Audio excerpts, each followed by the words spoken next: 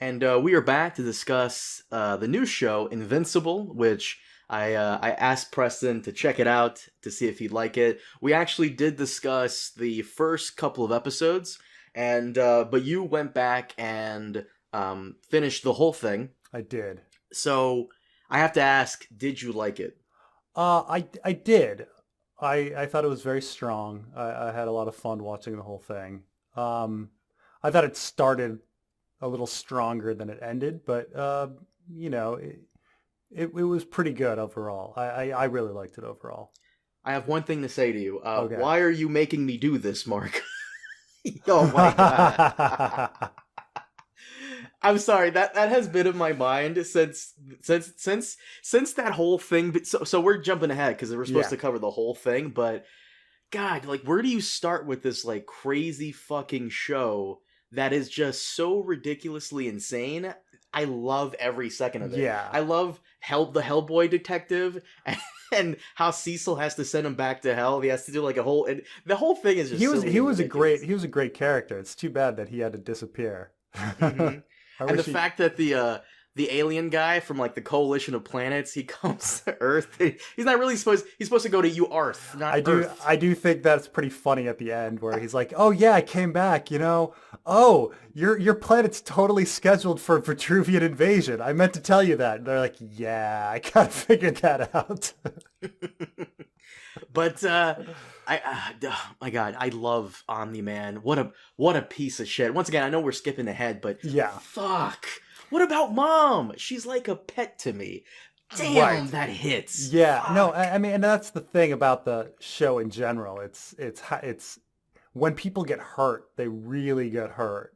You know, when they lose a tooth, like their tooth is lost, you know? Like when hmm they get punched, they're in the hospital for weeks recovering, you know? It's real. The pain is real, you know? hmm And I do like how at the end his mother like is just a wreck. Like she's devastated and she's not getting over it anytime soon, you know? Like I like how the the the costs are real and the sacrifices are real that the characters make, you know?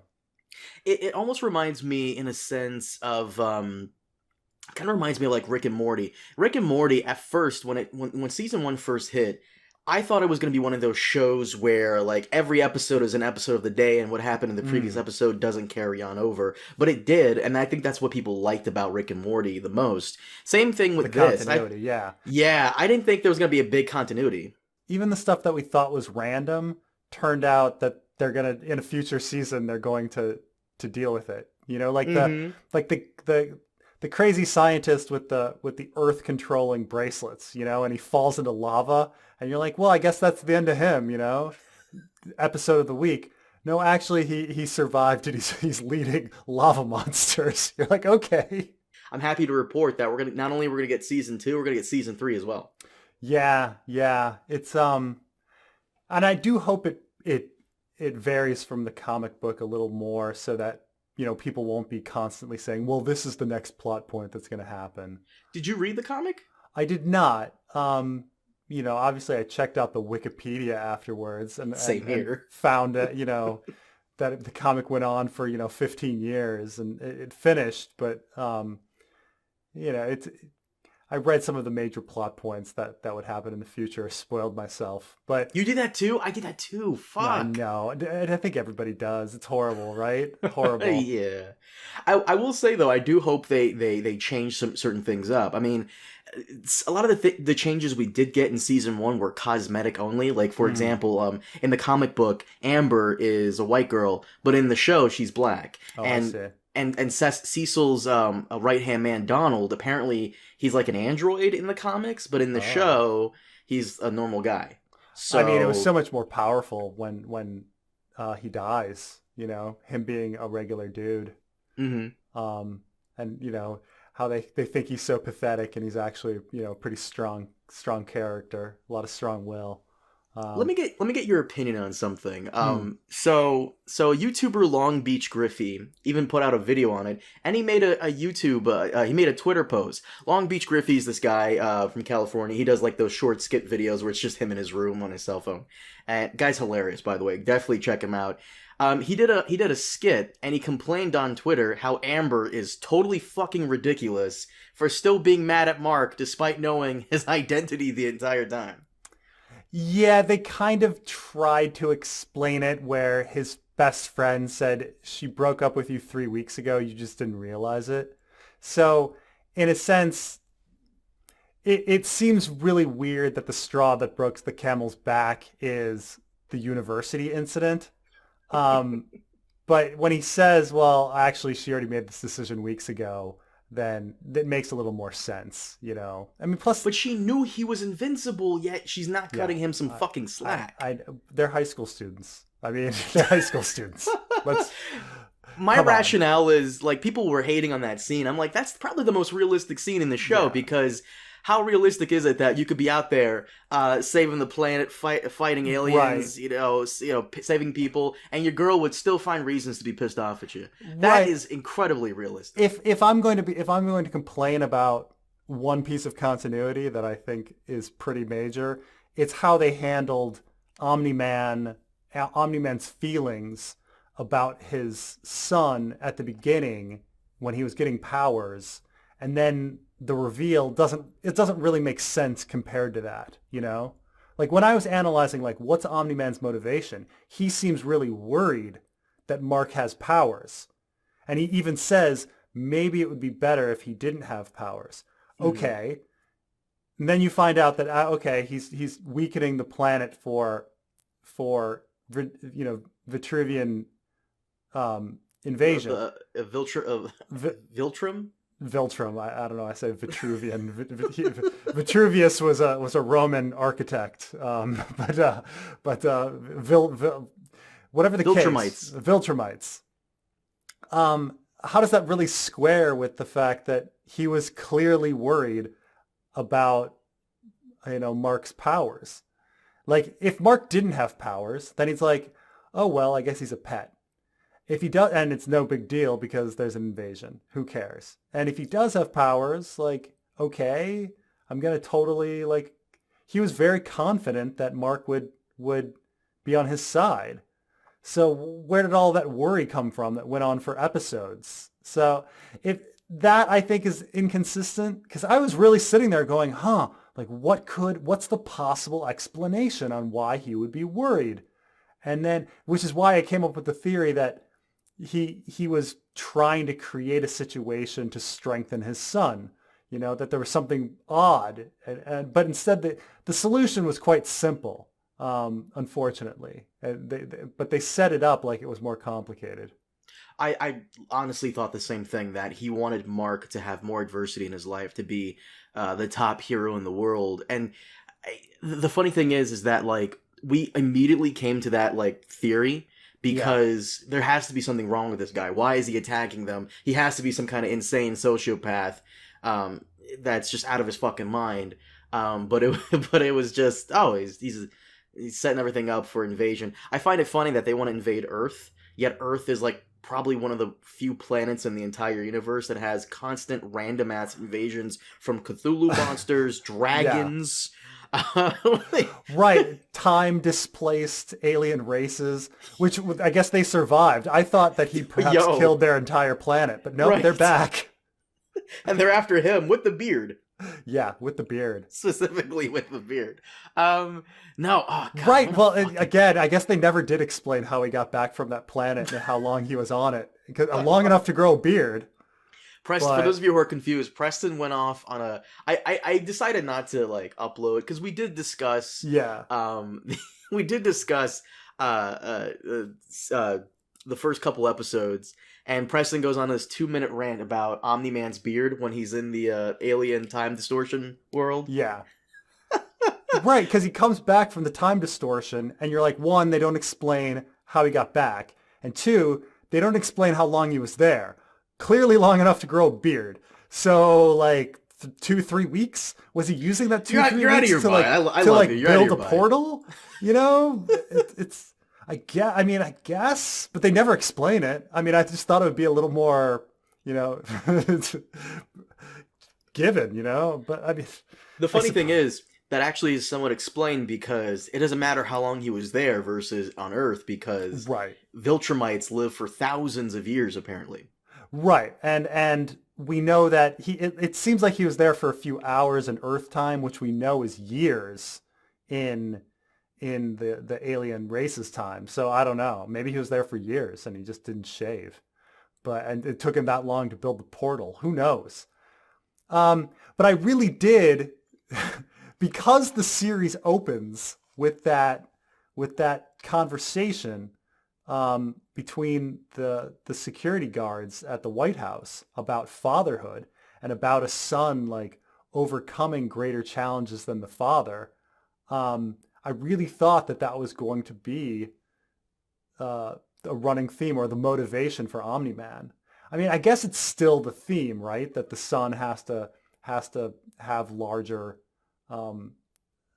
challenges than the father, and right now that definitely seems to be the case. That what Invincible is facing is going to be bigger than anything Omni-Man faces.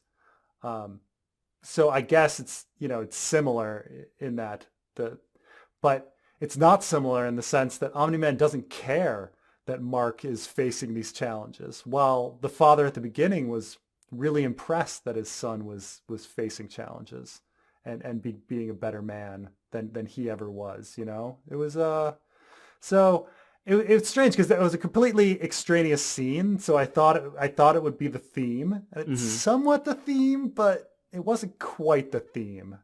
So What I think it really is also it makes sense. Once you live 1,000 years, not everybody around you can live that long. So I guess, in a sense, he wanted some semblance of family because he was sent there.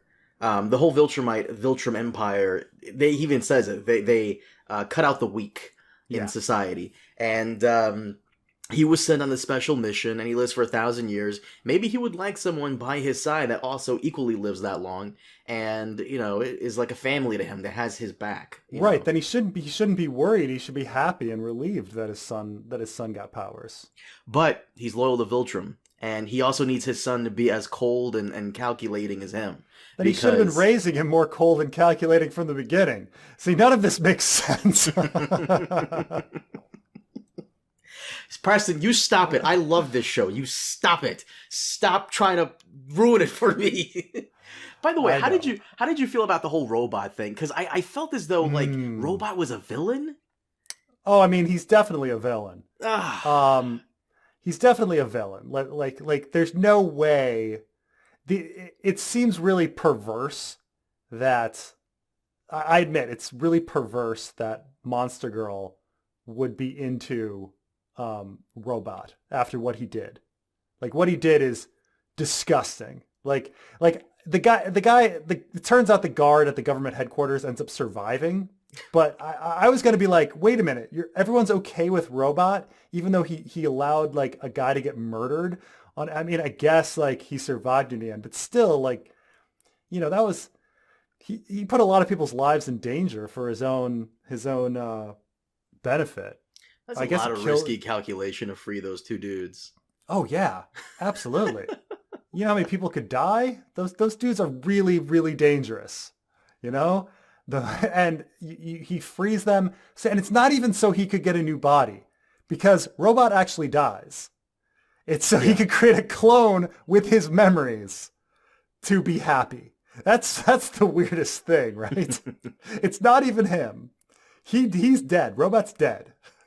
The one thing for me that doesn't make any sense is, on what fucking planet would Duplicate be in the Guardians of the Globe? Like, I can name like 3 superheroes off the top of my head in the show that could beat the shit out of Duplicate. Like, some of it did seem even Rexplosion. Like, even if later, I think in the comic they reveal that Rexplosion has a lot more powers than a lot more power than he displays, but he certainly doesn't seem that powerful in the show. No, he doesn't. Like when everybody's trying out, I'm like, okay, really, Duplicate and Rexplosion are making the cut? Yeah, come on, that's ridiculous. I mean, that's why they're in there. I mean, first of all, Adam Eve can manipulate matter. Like she is clearly the most she is the most powerful person on the planet. Why is she not the entire team? Mm-hmm. Instead, she's kind of pathetic. Like everybody's like, "Who are you?" I'm Eve. Oh, I'm the one that wears pink. Oh, right. Oh, I can see. I told you that would be explained, kinda, because the moment she goes, "I'm Adam Eve," and he goes, "Oh, I kind of see it now." Oh, For the audience, I was complaining to Carmine about how her name's Samantha. She goes to high school, and no one seems to know that she's a superhero, but they all call her Eve, which is her superhero name.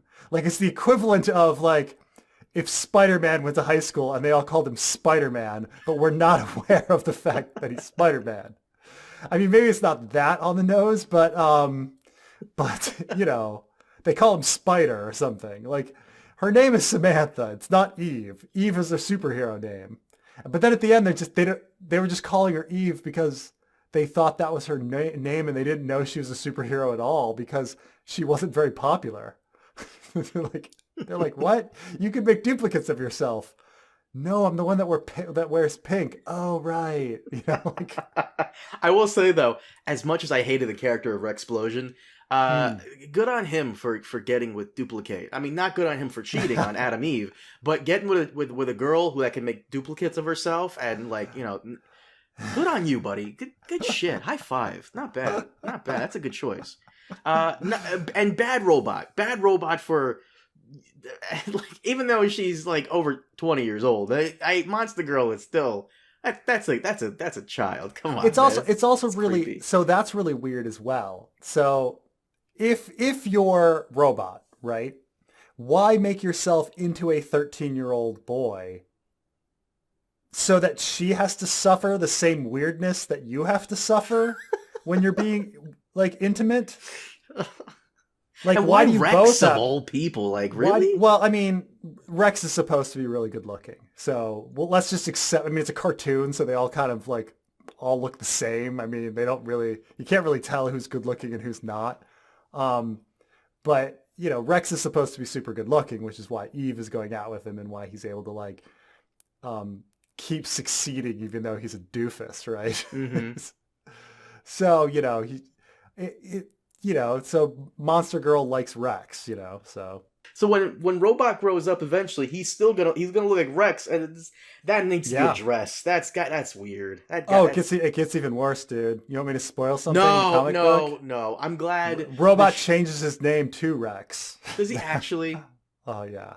Why just I said no? Don't spoil. First off, that's stupid. Why would he do that? Hopefully it's different in the show because that's ridiculously. What the fuck? No, robot is, and we call him Robot. He's not really a robot, but like, I forget his real name, but Robot's really screwed in the head. He's a really fucked up individual.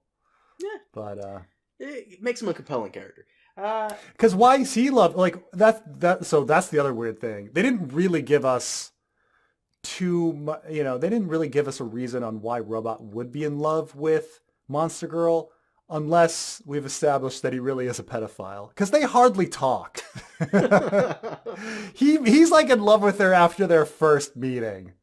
You know, so he's like, you're a pedophile. I'll make myself into a little boy, so we'll both be pedophiles together. Like, what? Once you put it that way, Jesus Christ. It's pretty weird, right? It's pretty weird. I will say the show somewhat slows down kind of in the middle every now and then, because the main mystery of the show is why the fuck did Omni-Man kill the Guardians of the Globe? Even though the show is called Invincible, every time Omni-Man was on screen, I was more focused on like, what's he doing? What's he up to? What's going on with him? Why did he do what he did? And like the whole thing with Invincible, yeah, Mark is a fine character and all that, but Omni-Man really steals the show. And I'm so glad they got J.K. Simmons to voice him. They made him perfect. He played the character perfect. Him being that mustached dad, like, is so perfect to the character. You know, like it inserts this old school, strict mentality that you'd think like some buff guy that wore a mustache from the 70s would have. You know, like he seems like a classic old timey kind of father, and you get that feeling, rather than being sort of modern cool dad, Alan Thicke dad. Alan Thicke.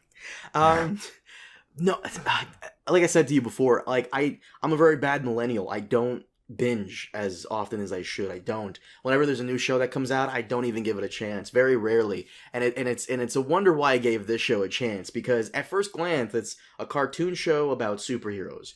Okay, so it's The Boys. It's Right. it's the Boys spinoff. Exactly. It's so much in that vein, and how many, how like does America's palate need more superhero shows crammed down our throat? You know, like, but this one worked. It worked because there were just a lot of great unexpected twists and a lot of real human elements, real human moments that they captured in the show. So. I mean, especially like dealing with the mother and the father-son relationship and the father-mother relationship. All that was very true and real, and as opposed to snarky teenagers being way too well-spoken for being 17 years old, like that kind of Buffy the Vampire Slayer, Gilmore Girls dialogue kind of stuff. Like, okay, that's all clever and fun, but that's not real life. So I will say it's almost a little annoying at this point. It reminds me of someone was telling me a while ago how I don't know if it was the 60s or the 70s, but decades ago, there was an oversaturation of like Western films and Western TV shows, and people just kind of got bored of them. Like how in the 90s there was an oversaturation of disaster films. Yeah. So I wonder if there's going to be an oversaturation of like superhero stuff now, and everybody's going to get bored with it, because The Boys did manage to change the formula, and we thought we seen it all, because you have stuff like Marvel, where everybody's a goody-goody two-shoes and there's hardly any blood or gore, and then you get The Boys, definitely some gore in there and some insanity, and now Invincible. But thank goodness, The Boys. I mean, The Boys TV show is so much better than The Boys comic book that I'm just like, oh, thank goodness they did not put to screen The Boys comic book, which is it's just simple, basic shit. Really? Like, oh yeah. It's just, give me one example of how it's like not that great. The comic book is 100 issues of hey, we're gonna meet a new superheroes team, and then we're just gonna like beat them up, and there's gonna be guts all over the place, and everybody's banging, and there's just like so here's an example. Like, take the relationship between the Butcher and the woman at the CIA, right? Now, we know in the show they have a backstory. It's hinted at that they had a past romance, but it's fine.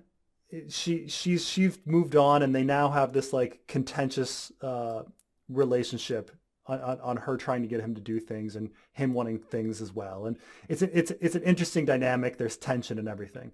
In the comic book, he just walks into the CIA and bangs her on her desk, like over the picture of her like husband and kid, and then like asks for stuff, and she's like, "You fuck face," and gives him like whatever resources. Like, that's how they handle the relationship in the comic book. I thought Mallory in the comic book was a man. No. Mallory is man. I'm not talking about the old Mallory. I'm talking about the young brunette. How he first goes to that brunette, the younger brunette, who's like she's maybe 40-ish. Fuck, I gotta go back and watch. I don't remember the character. Before Mallory is even in the show. Uh-huh. Mallory only comes into the show after the woman gets her head exploded. Oh, I know who you're talking about now. Yeah, I remember who you're talking about.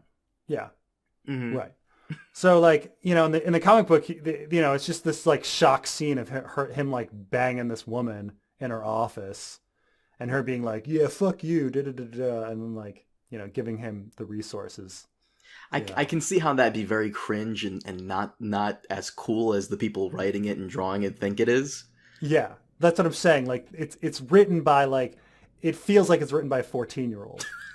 Like the entire, like, it's super violent and super filled with sex, and it's like, okay, it's just when you get to and it takes 100 issues before you get to the end where they're like, oh, maybe the Butcher is actually a bad person. Yeah, no fuck. like, so the show did a lot, just better with the protagonist, better with the relationships and everything. So, But I do like the comparison, not comparison, like somewhat of a parallel between The Boys and Invincible versus the stuff we're getting on with Marvel, because everything with Marvel is somewhat clean cut. There are some intense moments in Marvel shows and movies now and then, but The Boys, notches that up to an 11. And Invincible, you think it's just going to be a clone of The Boys. It's really not. No, not at all. It's got more heart than The Boys. The characters I think the characters are deeper than The Boys. And The Boys, they're a little one-sided. It's everybody's got a single motivation that doesn't really make sense. Like Frenchie has to protect this Japanese girl for some reason. Okay. That's pretty much the end of his character. The Japanese woman's been abused. Okay, that's her entire character. So what you're telling me is that Amazon is able to take the source material and make it better. Oh yeah, definitely. Interesting. I mean, they're able to take the source material. I mean, that's the thing is you've got a whole bunch of writers who have written the source material, and then you have a whole new batch of writers, like doing it again, like making it better. If only that worked with. I mean, with Ice and Fire, it doesn't work because when it was written in the first place, it was done by a really smart guy, and then it was edited and changed by guys that were not so smart. So, well, no, the point I'm coming at in regards to Ice and Fire is I wonder if under Amazon, let's say, Ice and Fire could actually get a faithful adaptation in the same level of The Boys. I mean, the gore is there, the animation's there. I will say at times the animation felt it felt like the next, if you ever see Archer? Yeah, of course. It felt like the next step in what Archer gives us, where it's kind of almost like paper still animation. They're stylized, a little bit square, like a little bit cubist. And I will say, I'm a little bit of an animation snob as an anime fan. They definitely use some anime influenced techniques during battles. That's definitely there. It definitely is. But I've seen some incredibly amazing looking anime. A Demon Slayer looks fucking fantastic. And I wish, American animation could have that same style, but at the same time, I like the way The Boys is, The Boys, Invincible is, and hopefully HBO can do something similar, because HBO is supposed to do some kind of animated Ice and Fire thing. Hopefully they see Invincible and they realize that, we can do this too, because it's been a long time since HBO has done anything animated. I think the only thing I can think of off the top of my head is the Spawn animated series that HBO did. I don't know if you remember that. Yeah, I do. But no, I really liked Invincible. Once again, I'm a very shitty millennial. I don't binge. I binged most of the episodes in like 24 hours. It was so fucking good. I just had to give it a chance. My one problem is though, I hope I don't get burnt out on superhero stuff this year, because so far we've had WandaVision, Captain Falcon and Soldier, now Invincible. Then we're gonna get Loki, who's not really a hero, but it is Marvel, so it's right. under that umbrella. What else is coming out this year? But I guess people were really craving Marvel because COVID delayed a lot, so we didn't really get anything in 2020, and so now we're getting everything in 2021. So if we're gonna get burned out, it'll be this year and next. But people kept saying this. Everybody's waiting for that moment where everybody's going to get sick of Marvel. But the problem is that they keep making good stuff. So as long as the quality's still good, it'll still keep going. I would argue that Marvel has way more good films than they do have mediocre films, because Thor 2 was mediocre. The second Ant-Man film was kind of mediocre. I almost don't remember anything from it. Even the villain was not that memorable. Iron Man 2 and 3 are pretty mediocre. Yeah, not bad. It's just... Oh, yeah. Yeah. But no, I loved it. Great finale. Great characters. It's just a great show. I highly recommend it to anybody listening right now, even though we spoiled the fuck. We spoiled the fuck out of it. I mean, you know, like I say, the only thing that doesn't really work, even though I love the character of the demon, is why is this mystery even going along? Why is he trying to keep the mystery a secret? Like it doesn't matter. He's the most powerful human, like the most powerful being on the planet. He can just kill them all like right now. Like why is he like trying to keep it a secret from anybody? Why is anybody trying to keep it a secret? That is the one thing I will say sets The Boys apart, because you could argue the same thing about Homelander, but as we found out in the season 2 finale of The Boys, Homelander really cares about the people's admiration, and like he's egomaniac. That's the thing is I mean, Homelander and Omni-Man are very different in that, you know, Homelander is specifically very emotionally needy, and that's really his one weakness, right? Is that he is able to be manipulated because he's had such a poor childhood. While, I mean, Omni-Man's the reverse, right? He's just hard, you know, and emotionally distant. So, Except in the last moment when he's not, and he remembers that, you know, family and all that stuff, and he just leaves. He just leaves and flies away. I mean, okay. Yeah. And for a guy named Invincible, the motherfucker gets his ass kicked a lot. Like, that's what they kept saying. Like, pretty aspirational, right? Or optimistic. That's the number one meme everybody keeps like making on Twitter. Is just for a guy named Invincible. You know, he's getting his ass kicked by cat things and the zombie robot people. He's just not that invincible. He's hanging in there. Yeah, those zombie robots were much stronger than, like, that's really crazy that those zombie robots can take down Invincible, and, you know, almost took down Omni-Man. That's like regular technology and a human body. Like, I don't know what that scientist is doing. I mean, I guess that's why he's working for the government at the end with that army of corpses, but like it doesn't really make much sense. Like, I will say the power level, I mean, I guess this is the same with Superman, but the power levels are all over the place on what they're capable of. Like, come on, you know, like a robot can, a cyborg human can take down Invincible, and Invincible can stand up to Omni-Man, but Omni-Man can also like destroy an entire planet within seconds. Oh well. That part where he grabs Invincible and they go in the tunnel and the train and oh god, it's so memorable. Holy shit! Oh my god! Oh. Jesus fucking Christ! Yeah, he's just... I also think one of the crazy scenes was when they resurrect the Immortal and he flashes back through his entire life. And there's like Abe Lincoln in the middle, and you're like, what? Yeah, this shit is awesome. Anyway, Preston, you mind if we wrap it up? Sounds good. Guys, thank you so much for joining us.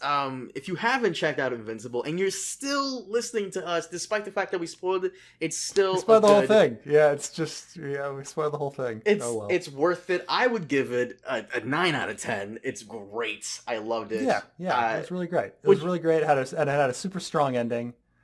And we didn't even spoil it. We spoiled every aspect of it except for the ending, really. Well, most of the ending. Not. What would you give it on a scale from 1 to 10? 9 out of 10? Yeah, I'd give it 9 out of 10. You know, it was really good. Yeah, it's lemon approved. Preston gave it a 9 out of 10. Lemon gated approved. There you go. So definitely go check it out. We'll see you guys next time. Have a good one.